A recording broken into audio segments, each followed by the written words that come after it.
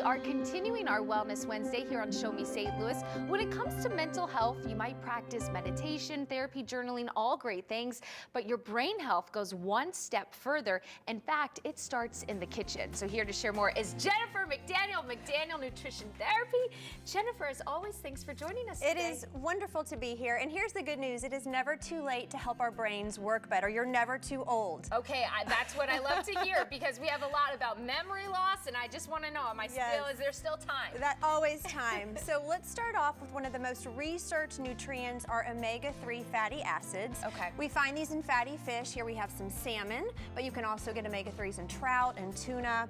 And what we've seen with these omega-3s is that they can be really helpful with helping with anxiety and depression. Okay. You need to get about 2 servings of fatty fish a week to reap those benefits. Okay, 2 servings. And I will say, ever since you came on here for Omega-3 World Day, I have been taking my vitamins. Yeah, I mean, much better. Do you feel like I do feel better. I do. I feel better. And I also think it's also a peace of mind knowing I'm getting those nutrients that are typically not found in my diet. Absolutely. Everything goes a long way when we put them together, especially. Yes. All right, so next up we have our plant foods. Now, all fruits and vegetables are good for our brain, but especially those that are dark in color, like our leafy greens and our berries. And a really cool study, they showed that people who were eating at least 1 serving of leafy greens, and that is like a cup raw or half a cup cooked, had brains that were functioning like 11 years younger than they actually were. Yes, so my 45-year-old brain is now 34.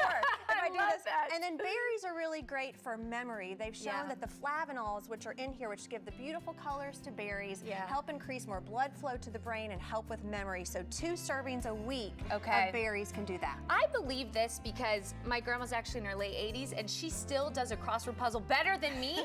And I know she eats a lot of veggies. She's very healthy like that. Yeah, that plus her crossword puzzle. Those are there we go. All right, now for our tea and coffee lovers, we've seen that 2 to 3 cups of coffee or tea can really help with, again, the blood flow to the brain. But it's the caffeine and the antioxidants that have been shown to help with things like Parkinson's and Alzheimer's disease. Wow. So now you were mentioning that you have a little bit of a caffeine sensitivity. Yes. So tea is going to have a lot less caffeine than coffee does. Okay, that is reassuring because I was talking to Jen. I've been giving it up and I've been missing it a little bit. You just want that little bit of that kick. Yeah, a little bit of that kick. So I'm definitely going to have to kind of switch to try out the tea and see how that goes. Yes. So a black or a green will give you the caffeine. Okay, wonderful. All right, then finally we have vitamin D.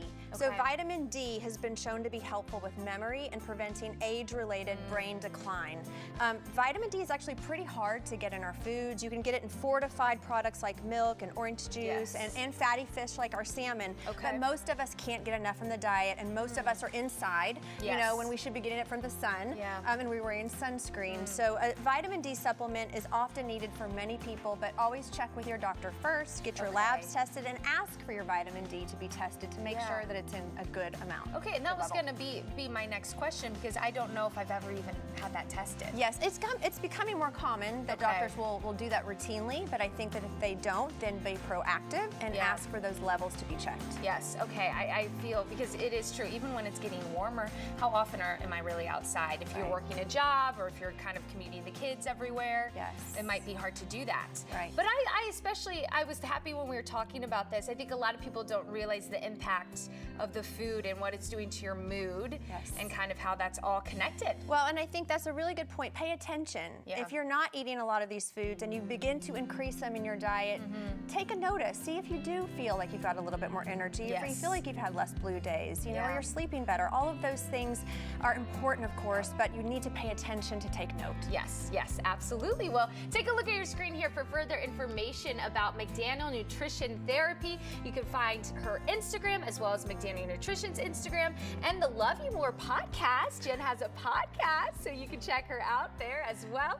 Thank you so much, as always, for making us healthier and happier. We so appreciate you. It's a delicious way to do it. Yes, absolutely.